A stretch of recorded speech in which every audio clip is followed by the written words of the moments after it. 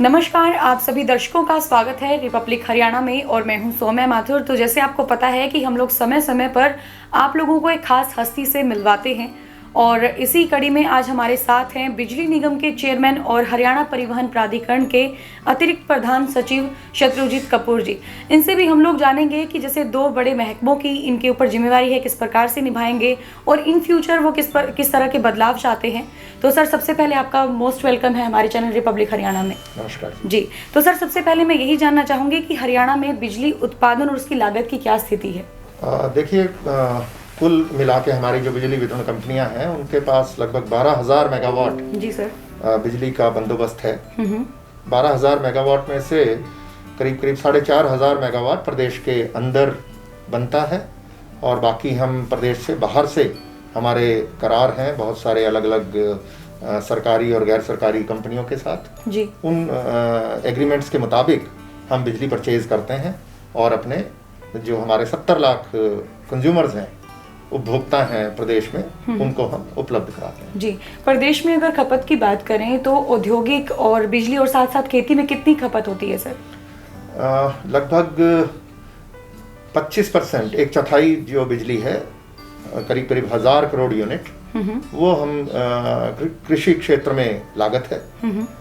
इसी तरीके से लगभग इतनी ही खपत हमारे घरेलू क्षेत्र गांवों में, ग्रामीण क्षेत्रों में और शहरी क्षेत्रों में है। और जो बची हुई बिजली है करीब 1,200 करोड़ यूनिट, वो हमारी इंडस्ट्री और जो कमर्शियल और दूसरे कनेक्शंस हैं वहाँ पे। जी। पिछले कुछ वर्षों की बात करें तो बिजली विभाग में किस तरह के बदलाव किए गए हैं सर? बिजली विभाग में वर्ष 2015 तक, लगभग 14-15 तक इसमें काफ़ी घाटे में रहती थी कंपनियां और उसमें लॉस लेवल जिनको हम कहते हैं वो बहुत ज़्यादा थे प्रदेश में। तो एक योजना केंद्र सरकार ने लागू की उदय के नाम से जी। तो उदय योजना में राज्य सरकार, केंद्र सरकार और वितरण कंपनियां तीनों ने ही उस पर दस्तखत किए मार्च 2016 में। जी सर। उसके बाद से एक अभियान के तौर पे इसको लिया गया। हर राज्य सरकार ने अपना जो उनकी ऑब्लिगेशंस थी उस करार के मुताबिक उनको पूरा किया और वितरण कंपनियों ने जो लॉस लेवल्स कम करने थे, जो 30% से भी ज़्यादा थे, उनको कम करके 17% पे लेकर के आए जी। और नतीजा ये हुआ कि 2017-18 में पहली दफ़ा कंपनियां प्रॉफिट में आई, 18-19 में फिर से प्रॉफिट में आई, 19-20 में फिर प्रॉफिट रहा। तो पिछले 3 वर्ष से लगातार ये दोनों ही वितरण कंपनियां प्रॉफिट में हैं और लॉस लेवल 17% पे है। इस साल कोरोना का काफ़ी इम्पैक्ट रहा है, लेकिन फिर भी उत्तर निगम में जो लाइन लॉसेज हैं वो और 2% कम हुए हैं जी। तो जो एक अच्छी खुशी की बात है और मुझे उम्मीद है कि इस साल भी कोरोना के चलते भी हम इसमें प्रॉफिट में रह पाएंगे जी। बिजली बकायेदारों की बात करें तो एक बहुत बड़ा मुद्दा हमारे हरियाणा प्रदेश में बना हुआ है, तो उसकी वसूली के लिए किस तरह की योजनाएं बनाई गई हैं सर? जो बकायेदारों की समस्या है, बिल ना भरने की समस्या, वो कुछ जिलों में, ग्रामीण क्षेत्रों में ज़्यादा रही है और इस पे काफ़ी हद तक हमारा गाँव जगमग गाँव जो स्कीम है, माननीय मुख्यमंत्री जी की एक विजन है उनका, उस विजन के मुताबिक कंपनियों ने काम किया और आज की तारीख में 10 जिले ऐसे हैं, 22 में से 10 जिले ऐसे हैं जो संपूर्ण रूप से, जहां 100% ग्रामीण फीडर वो इस स्कीम को कामयाब तरीके से इम्प्लीमेंट कर पाए हैं और वहाँ पे ग्रामीण क्षेत्रों में भी जो लाइन लॉसेज हैं वो घट करके 20-25% तक आ गए हैं, जो पहले 70-80% तक रहते थे। तो अब जो बचे हुए जिले हैं उनमें भी कई जिलों में काफ़ी हद तक इम्प्लीमेंटेशन हो चुकी और बचे हुए करीब अब ये देखिए करीब 7,000 गांव हैं प्रदेश में जी। 7,000 में से 5223 गांव आज की तारीख में उनको हमारा गांव जगमग गांव का पूरी तरह से उनकी इम्प्लीमेंटेशन हो गई और इनको 24 घंटे का शेड्यूल मिलता है जी सर। जैसे शहरी क्षेत्रों में बिजली की आपूर्ति की जाती है 24 घंटे के हिसाब से, इनको भी 24 घंटे का शेड्यूल मिलता है 5223 गाँवों में। और जो बचे हुए हमारे करीब 1,500 गाँव हैं, 1700-1800 गाँव हैं, इनमें भी मुझे उम्मीद है कि अगले साल 1.5 साल में ये भी हम पूरे करेंगे जी। गोरखपुर परमाणु बिजली ताप घर की अगर हम लोग बात करें तो उसको लेकर किस तरह की परियोजनाएं हैं और वो परियोजनाएं भविष्य में कब तक लागू कर दी जाएंगी सर? गोरखपुर परमाणु जो संयंत्र है उस पर काम शुरू हो चुका है और वो 2800 मेगावाट का वहाँ पे लक्ष्य है उत्पादन करने का। उसमें हरियाणा का शेयर सारा नहीं है, कुछ बाकी स्टेट्स का भी शेयर है, तो वो उस पर काम शुरू हो चुका है और मुझे उम्मीद है कि अगले 5-6 वर्ष में वो काम पूरा होगा। एक आईपीएस अधिकारी के चलते आप एक प्रशासनिक अधिकारी की तरह भी काम कर रहे हैं, तो आपका किस तरह का आपका अनुभव रहा सर, एक्सपीरियंस कैसा रहा आपका?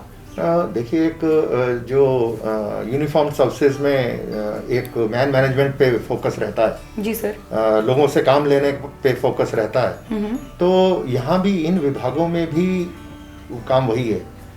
हमारे जो करीब बिजली कंपनियों की अगर बात करें तो करीब 28,000 के करीब एम्प्लॉइज़ हैं जी सर, और अगर ट्रांसपोर्ट विभाग की बात करें तो लगभग 20,000 यहाँ पे हैं। तो उन सभी कर्मचारियों से, अधिकारियों से सही तरीके से काम लेना जी सर, उनसे ये सुनिश्चित करना कि उनकी जो दिक्कतें हल हों और उनको एक अच्छा माहौल मिले और फिर वो अपना पूरा काम करें जी, मोटिवेट करना उनको, उनसे जो उनके टारगेट सेट करना, काम लेना। तो ये एक मूल काम है जो एक यूनिफॉर्म सर्विसेज में एक कोर क्वालिटी होती है अधिकारियों में, तो वो सारी काम आई यहाँ पे और उसका नतीजा है कि अच्छे रिजल्ट भी आए। जी, बिजली विभाग की बात करें तो भविष्य में किस तरह की योजनाएं बनाई गई हैं सर?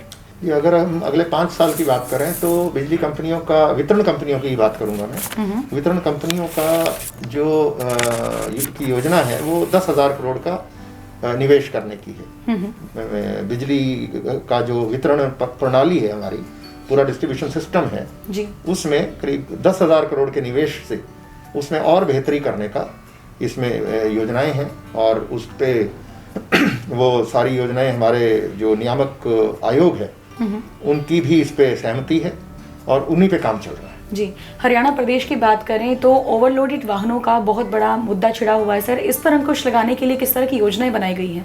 ओवरलोडेड वाहनों पे ये एक समस्या रही है, इस पे हम कई तरफ से काम कर रहे हैं। सबसे पहले तो जो हमारी टीमें हैं फील्ड में, डिस्ट्रिक्ट ट्रांसपोर्ट ऑफिसर्स हैं हर जिले में, उनको मोबाइल वेइंग मशीनें दी गई हैं, पोर्टेबल वेइंग मशीनें दी गई हैं, 2-2 हर जिले में दी गई हैं और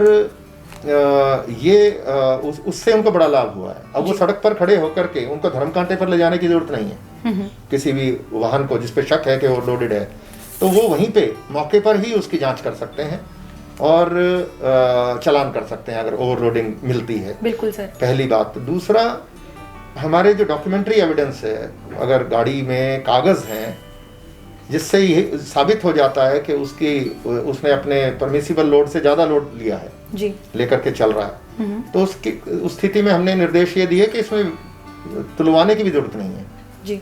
जो वो बिल्टी है या जो ई-वे बिल है या जो और कागज हैं जिससे साबित हो जाता है ओवरलोडेड है, तो उसी के आधार पे हम चालान कर देते हैं जी, रिकॉर्ड के आधार पे। ये एक नई चीज़ है जो पहले नहीं होती थी, इससे बहुत अंकुश लगा। और जो हमारे दूसरे विभाग है, माइनिंग है, पुलिस विभाग है, इनके साथ समन्वय को, कोऑर्डिनेशन को बेहतर किया है जी।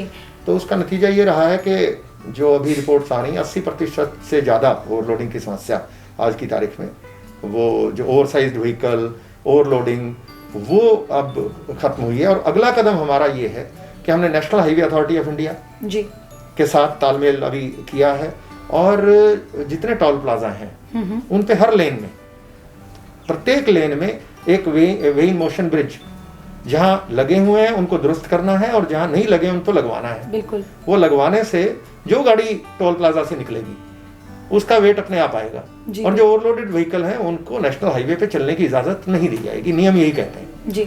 जो नेशनल हाईवे के रूल्स हैं वो ये कहते हैं कि ओवरलोडेड व्हीकल नेशनल हाईवे के ऊपर नहीं चलने दिया जाएगा। ये जिम्मेदारी हमारे टोल प्लाजा चलाने वाली जो कंपनियां हैं, कंसेशनियर हैं, उनका जो मेंटेनेंस करते हैं, रख रखाव करते हैं नेशनल हाईवेज का, नेशनल हाईवे अथॉरिटी की तरफ से, तो उन कंपनियों की है, इसको हम एनफोर्स कर रहे हैं जी। तो ये सब होने से मुझे उम्मीद है कि जो हमारे करीब 3200 किलोमीटर के नेशनल हाईवे हैं उन पे, और वो मेन रूट वही है, तो उन पे एक बार ओवरलोडेड वाहनों पे एक अतिरिक्त चेक ये लगेगा जी। हर लेन में वेइंग मोशन ब्रिज लगने से और उसकी चेकिंग होने से, और उसको जब चलने नहीं दिया जाएगा तो ये समस्या जड़ से खत्म हो जाएगी। जी, अगर हम लोग आपकी छवि की बात करें तो आपकी छवि एक कड़क और एक ईमानदार अधिकारी के रूप में है सर। तो जैसे आपके संबंधित विभाग के जो मंत्री हैं और जो अधिकारी हैं, उनसे आपका तालमेल किस प्रकार का रहता है? जी, मेरा इसमें हमेशा से ही अपने जो जितने भी अधिकारी हैं, चाहे वो इलेक्टेड रिप्रेजेंटेटिव हों, हमारे मंत्रीगण हों, सबके साथ एक टीम भावना के साथ काम करने का एक रहा है और उसी के अनुरूप काम होता है। और जब किसी की व्यक्तिगत कोई इंटरेस्ट नहीं होता किसी काम में तो कोई दिक्कत नहीं आती जी। तो बहुत अच्छा तालमेल समन्वय सभी के साथ रहता है। और जो हमारे अधिकारी हैं, कर्मचारी हैं, खास तौर पे कर्मचारी, लेबर यूनियंस भी होती हैं, जो दोनों में, बिजली में भी हैं, इधर ट्रांसपोर्ट में भी हैं, तो उनके साथ बहुत अच्छा समन्वय है जी। क्योंकि उनमें बहुत बड़े जो हमारे कर्मचारी हैं उनमें एक बहुत बड़ा वर्ग है जो चाहता है कि अच्छे से काम हो जी। सर, उन लोगों को आगे लेकर के आना, उनको मोटिवेट करना, ये एक बड़ा अहम काम है जो सीनियर अधिकारियों का होता है। तो उससे सरकार की छवि भी बेहतर होती है और विभाग भी बेहतर काम करता है जी। अगर हम लोग किसी भी विभाग की बात करें तो कई प्रकार की अनियमितताएं पाई जाती हैं। अगर बिजली विभाग की बात करें, परिवहन विभाग की बात करें, तो इन अनियमितताओं को दूर करने के लिए किस तरह की योजनाएं बनाई जाएंगी सर?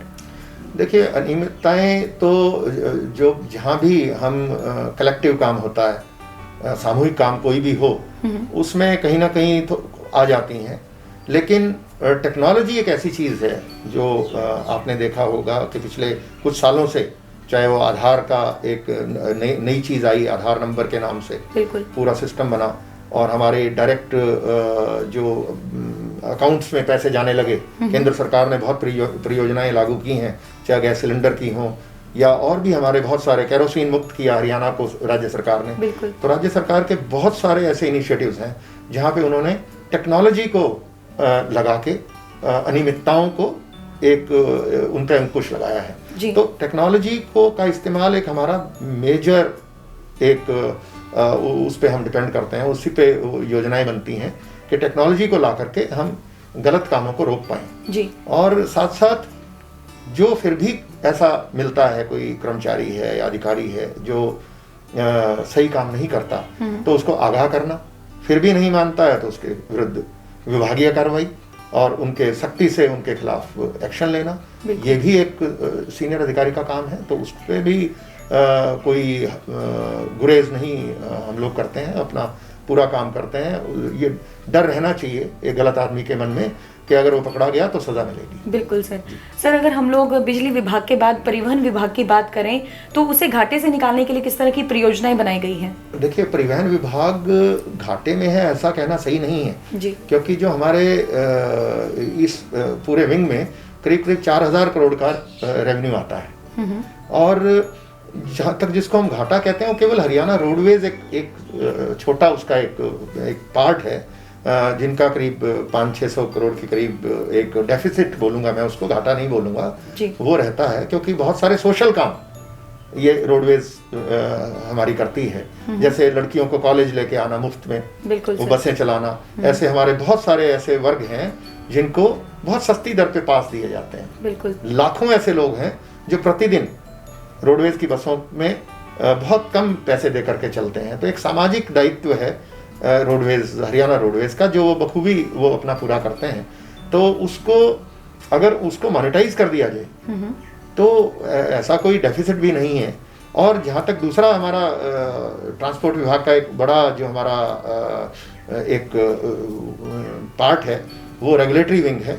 रेगुलेटरी विंग में अकेले ही 3000 करोड़ से ज़्यादा का कर आते हैं जी। टैक्सेस हैं हमारे, मोटर व्हीकल टैक्स, ऐसे और बहुत टैक्सेस हैं जो हमारे डिस्ट्रिक्ट ट्रांसपोर्ट ऑफिसर्स और जो रजिस्टरिंग और लाइसेंसिंग अथॉरिटीज़ हैं उनको करीब 3000 करोड़ से भी ज़्यादा का टैक्स वहाँ से सरकार को आता है।